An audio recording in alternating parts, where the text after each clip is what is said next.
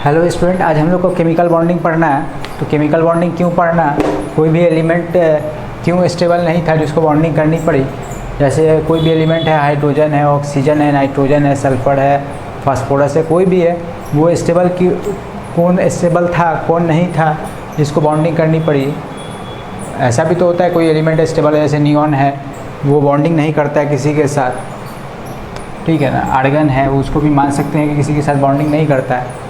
कौन सा बॉन्डिंग करेगा कौन नहीं करेगा, क्या कंडीशन होगी, इसी को जानने के लिए अपने पास एक ऑक्टेट का रूल है कि कोई भी वैसा एलिमेंट जिसके आउटर ऑर्बिट में 8 इलेक्ट्रॉन है वो किसी के साथ बॉन्डिंग नहीं करेगा, वो स्टेबल कहलाएगा। अदर जितना एलिमेंट है, जैसे अपने पास टोटल 118 एलिमेंट है, 118 एलिमेंट में से 112 एलिमेंट जो है वो अनस्टेबल है, वो किसी के साथ बॉन्डिंग करके ट्रांसफ़र ऑफ इलेक्ट्रॉन से या शेयरिंग ऑफ इलेक्ट्रॉन से बॉन्डिंग करके किसी के साथ भी अपने आप को स्टेबिलिटी गेन करना चाहेगा।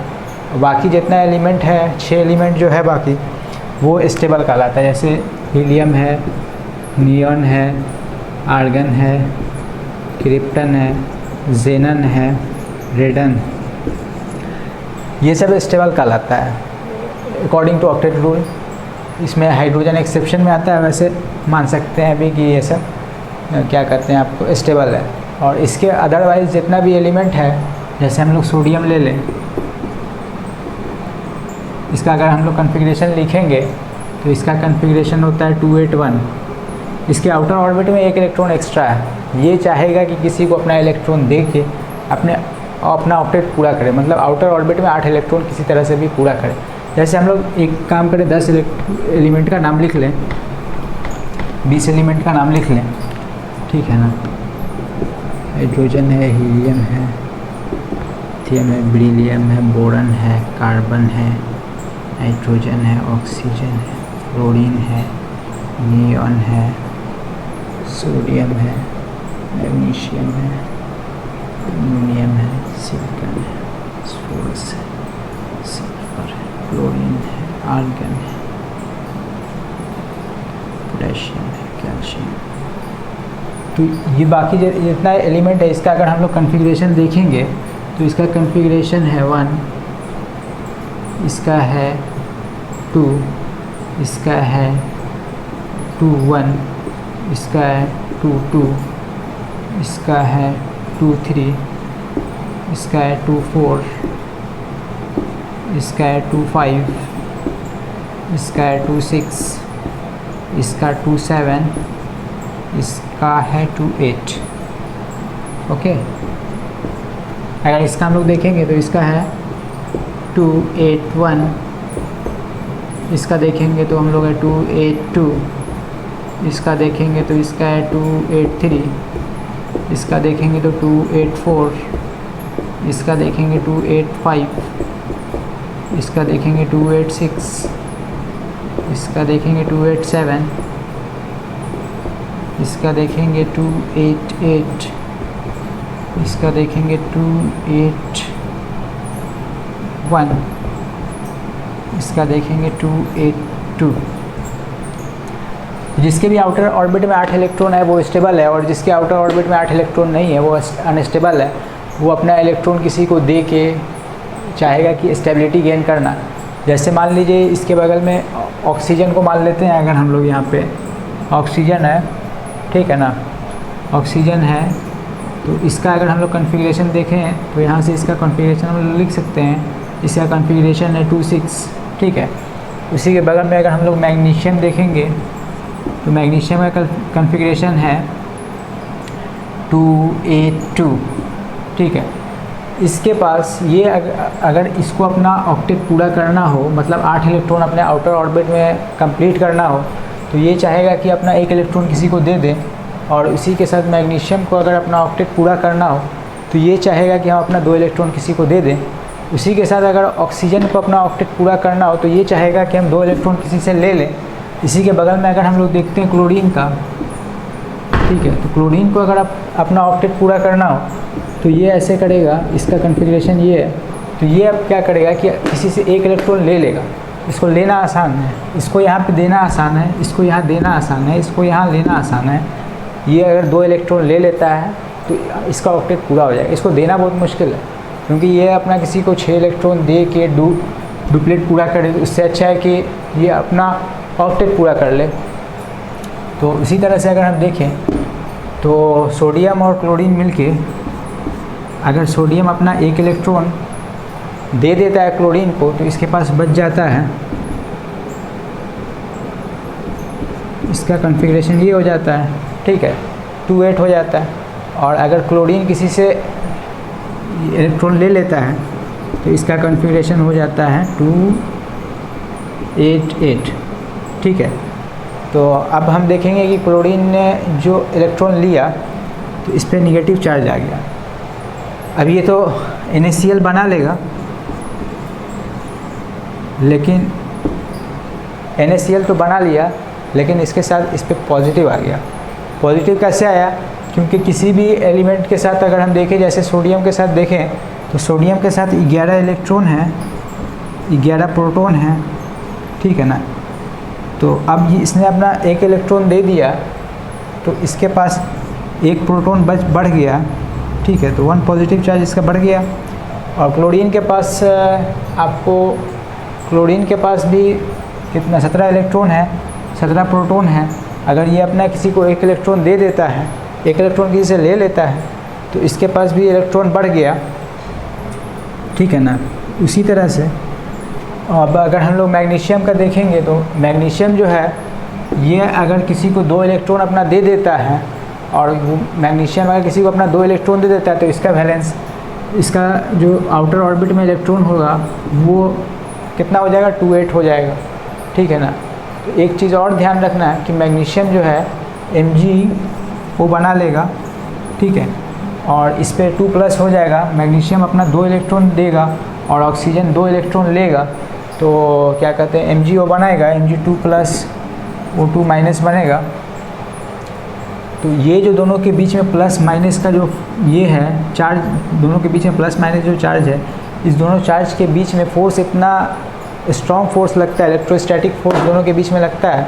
और इसी फोर्स के इलेक्ट्रोस्टैटिक इसमें चार्ज का जो डोनेशन हुआ, पॉजिटिव चार्ज, मतलब इसने अपना इलेक्ट्रॉन दे दिया और उसने इलेक्ट्रॉन ले लिया, और ये इलेक्ट्रॉन देने लेने से जो बॉन्ड बनता है, ये इलेक्ट्रॉन ट्रांसफ़र ऑफ इलेक्ट्रॉन से जो बॉन्ड बनता है, ट्रांसफ़र ऑफ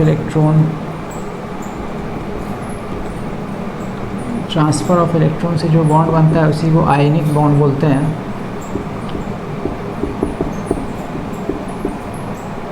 ठीक है ना। और उसके बाद एक चीज़ और याद रखनी कि जैसे इसके पास इसका अगर हम लोग वैलेंसी देखेंगे तो इसका वैलेंसी 1 होगा, क्योंकि इसके पास जैसे सोडियम का हम लोग वैलेंसी देखेंगे तो सोडियम के आउटर ऑर्बिट में 7 इलेक्ट्रॉन है, लेकिन इसका वैलेंसी 7 नहीं होगा, क्योंकि इसके पास जो इलेक्ट्रॉन देगा ये एक ही इलेक्ट्रॉन किसी से ले सकता है, तो इसका वैलेंसी 1 होगा।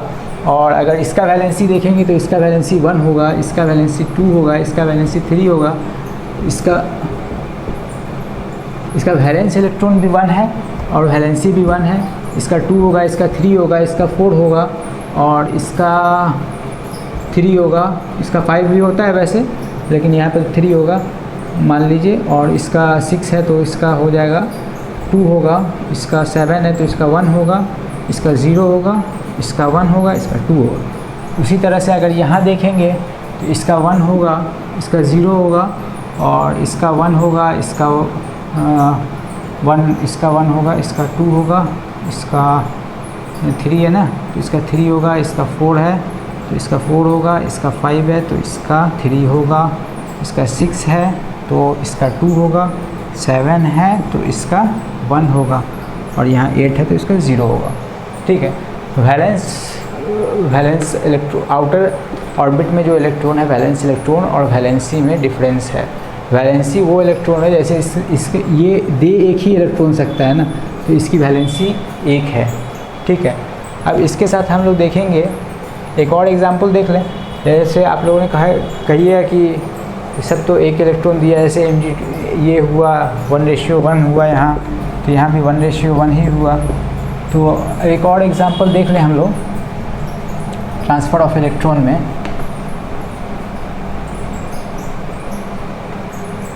जैसे एक और एग्जांपल देख लें हम लोग इसका, कैल्शियम ही ले लेते हैं, ठीक है ना। कैल्शियम ले लेते हैं, इसका 20 है तो इसका हो जाएगा 288 282, तो 10 तो बात नहीं, 2882, इसका हो जाएगा 2882 2881 2882, ठीक है ना। तो अगर ये अपना 2 इलेक्ट्रॉन किसी को दे देता है तो इसके आउटर ऑर्बिट में 8 इलेक्ट्रॉन हो जाएगा। तो ये चाहेगा कि अपना इलेक्ट्रॉन दे दे, Ca2+ बनेगा तो 288 हो जाएगा। अगर क्लोरीन जो है, क्लोरीन को अपना इलेक्ट्रॉन देता है तो क्लोरीन का देख लूँ, क्लोरीन का होता है 287। तो क्लोरीन तो कहेगा कि हमको एक ही इलेक्ट्रॉन चाहिए, हमको 2 इलेक्ट्रॉन नहीं लेना है, ठीक है ना। तो ये क्या करेगा, इसके साथ ऐसे बॉन्ड बनाएगा, Ca2+ Cl2-,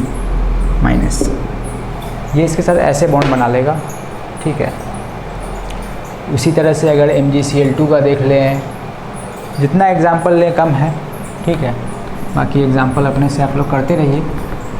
अब हम लोग देखेंगे इसका ट्रांसफ़र ऑफ इलेक्ट्रॉन हो गया, अब शेयरिंग ऑफ इलेक्ट्रॉन देखना है।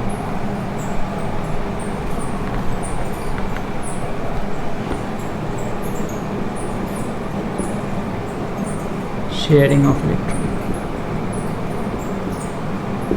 इलेक्ट्रॉन के शेयरिंग से जो बॉन्ड बनेगा उसी बॉन्ड को हम लोग कोवैलेंट बॉन्ड बोलते हैं,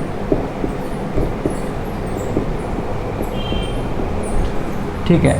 तो इलेक्ट्रॉन के शेयरिंग से जो बॉन्ड बनेगा, जैसे हम लोग देख लें इलेक्ट्रॉन की शेयरिंग कहाँ होगी। जैसे 2 क्लोरीन है तो क्लोरीन का हम लोग कन्फिग्रेशन जानते हैं कि 287 है, ठीक है। अब अगर Cl2 जो बनता है, Cl2 कैसे बनेगा देख लीजिए। Cl2 कैसे बनेगा, यहाँ पे क्लोरीन का कन्फिग्रेशन जो 287 है, दूसरा क्लोरीन है उसका भी कन्फिग्रेशन 287 है। तो अब यहाँ पे जो इसको बॉन्ड बनाना है तो ये बॉन्ड कैसे बनाएगा, तो इसके बॉन्ड बनाने का सिंपल तरीका है कि ये शेयरिंग से बॉन्ड बनाएगा। और शेयरिंग कैसे करेगा वो देख लीजिए। इसको यहाँ पे 2 इलेक्ट्रॉन, इसका आउटर ऑर्बिट का इलेक्ट्रॉन लिखते हैं, सारा इलेक्ट्रॉन नहीं लिखते, आउटर ऑर्बिट का इलेक्ट्रॉन लिखते हैं। एक इलेक्ट्रॉन इसका यहाँ, एक इसका यहाँ,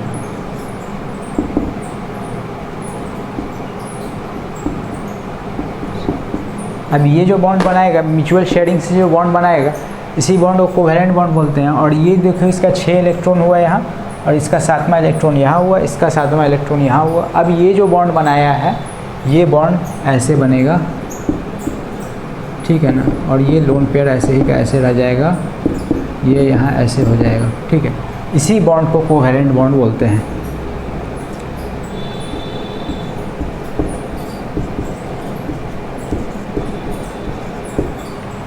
ठीक है। इसी तरह से अगर हम लोग दूसरा एग्जांपल लें इसमें O2 का, दूसरा एग्जांपल हम लोग अगर O2 का लें तो इसका कॉन्फ़िगरेशन होता है 26, ठीक है।